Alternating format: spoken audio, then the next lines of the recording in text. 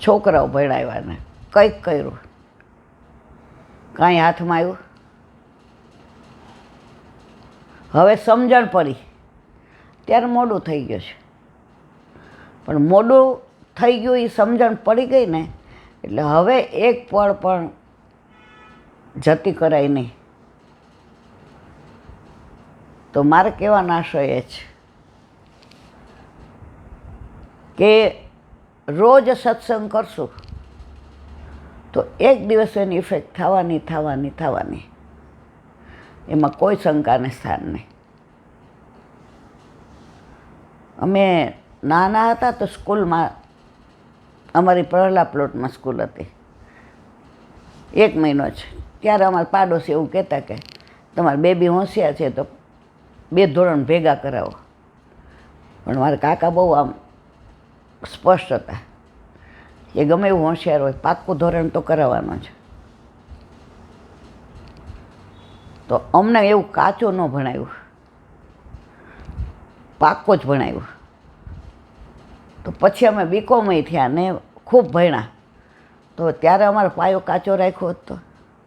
અત્યારે પરિસ્થિતિ એવી છે મારા વાલા, આપણા બધાના ધર્મમાં પાયા કાચા છે. આજે નિષ્ઠા નથી, આજે ફક્ત આડંબર ને ડોળ છે. શું કામ? મારી વાહ થાય મને ગમે. બેન, તારી વાહ તો આ જન્મારો પૂરો થશે એટલે વહી જશે. તારા વલ્લભની વાહ થશે ને તારો બેડો પાર થઈ જશે. તો આપણે સેવા સ્મરણ સત્સંગ ફક્ત ને ફક્ત આપણા વલ્લભ માટે કરવાનું છે. વલ્લભ વિના બધું ખોટું. પરમ દિવસે જ ગાયું હતું, વલ્લભ મારા કાનમાં કઈ ગયા, હું ક્યાં હતી ને ક્યાં મને એ લઈ ગયા. આજે આપણી પરિસ્થિતિ તો એવી જ છે મારી, કે હું તો હાવ અહરી ગઈ હતી. પણ વલ્લભે જે કૃપા કરી છે એ કૃપા કર્યા પછી છત્રી લઈને ઊભા રહીએ તો એ વરસાદ વર્ષો નકામો જાય. એક 14-15 વર્ષનો દીકરો હતો. હવે એ જે ગામમાં રહેતો હતો ત્યાં 8મા સુધી સ્કૂલ, પછી ભણવું હોય તો બાજુના શહેરમાં જવાનું. હવે શહેરે એવું કથોરું, ન અપડાઉન થાય, હોસ્ટેલમાં જ રહેવું પડે.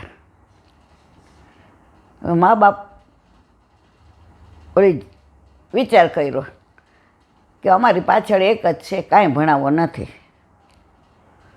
અમારે એકનો એક દીકરો છે, આ ધંધો ને આ બધું સંભાળશે. દીકરી નથી કે ખર્ચો કાંઈ આવે. હવે એના ભાઈબંધો હતા એ બધા એ શહેરમાં ભણવા ગયા. એટલે શનિ રવિ આવે એટલે વાતો કરે, જો આમાં આમ થયું ને આમ થયું ને આમ થયું ને.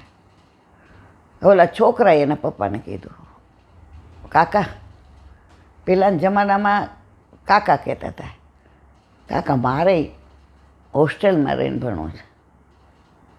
તારે હોસ્ટેલમાં કેમ રહેવું છું? 1 મિનિટ.